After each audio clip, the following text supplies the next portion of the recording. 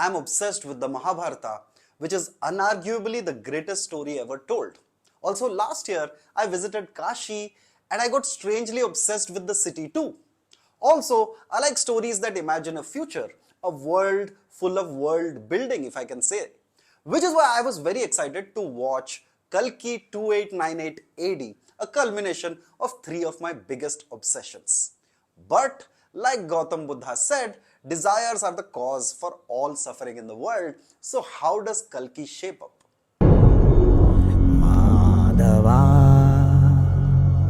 ఇంతవరకు ఒక్క ఫైట్ కూడా ఓడిపోలేదు. ఇది కూడా ఓడిపోను.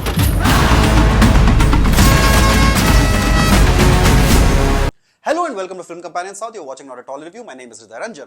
This year's film is Kalki 2898 AD, directed by Nag Ashwin. We open to a dystopian world. Kashi, which is considered in Indian mythology to be the first city that humans inhabited, is now a crumbling ghetto where gods are banned.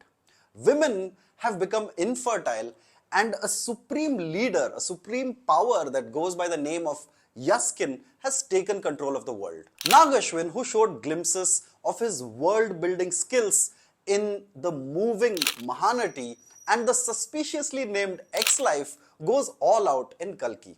Nitin Zihani Chaudhary, the genius who created the world of Tumbad, infuses the soul of Kashi in a futuristic dying city. You see futuristic versions of the ghats of Kashi. There is a woman making a futuristic Banarasi pan. Like the Ratneshwar temple, you will find temples partially submerged in the sand. Like the burning ghats of Manikarnika, there are giant furnaces where people are dropped off. There are small temples in every street, some even packed into a little window. There is a downtown Kallukottu and a virtual parrot predicting the future. Kalki's biggest strength is its casting though. I have always wondered why in a multicultural, multilingual country like ours, we limit our casting by language.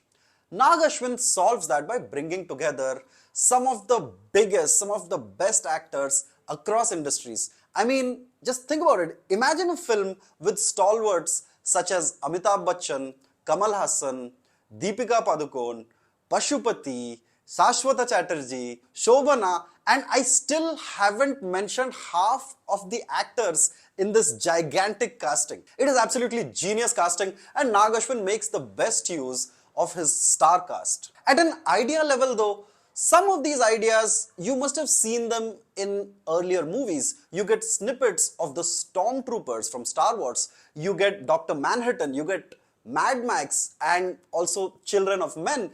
This is a movie meant for the masses, so you pretty much know that the beats are coming up. But Nag Ashwin saves his best for the complex, a truly original imagination of a future utopia.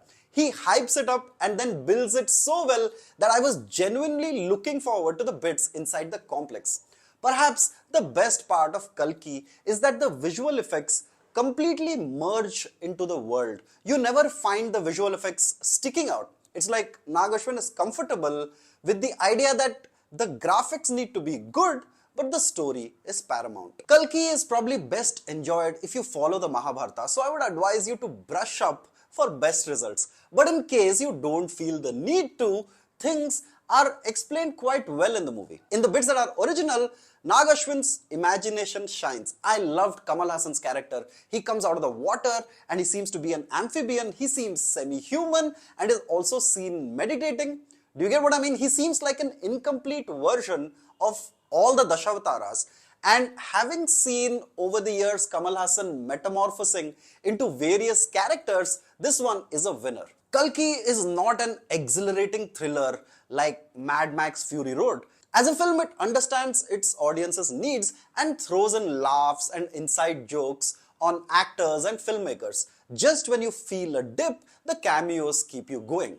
But the film does suffer from some usual symptoms, like you don't feel the thump in your chest during some of the action scenes. The dubbing also is kind of off, and the editing or the segues from one scene to another, the transitions are sometimes jarring. They're not very smooth. And yet, these are minor glitches in a vastly imaginative film where the performances are on point. The senior actors all show up for work. Prabhas gets a role that keeps getting better as the film progresses. He delivers the punchlines well and he gets the laughs and he seems to fit into a futuristic dystopia.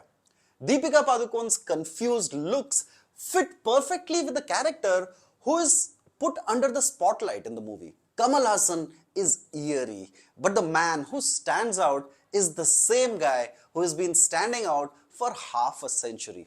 Amitabh Bachchan is top-notch as Ashwatthama. In a film filled with special effects, the camera mostly zooms into his face, and the man is convincing as the cursed man trying to redeem himself. Making a film on a large canvas, and that too one that is inspired by the Mahabharata, is a very tough job, and Nag Ashwin pulls it off with his own touches. He never lets the action sequences overshadow the story in the film, and he even resorts to shooting these action sequences in his own unique style. Now, whether you like them or not, you can't deny that the film is constantly trying to surprise you. I thoroughly loved Kalki and will have to watch it again to catch some of the Easter eggs and some of the details. It's one of those rare Indian films that looks good in 3D as well. It is imaginative and respects your hard-earned money. I recommend that you catch Kalki in theaters. Thank you so much for watching a review of the movie Kalki. If you have watched the movie, please drop in all the Mahabharata references that you got while watching the movie in the comment section. And like every week, if you haven't done it yet, please subscribe to Film Companion South by pressing the bell icon. Thank you.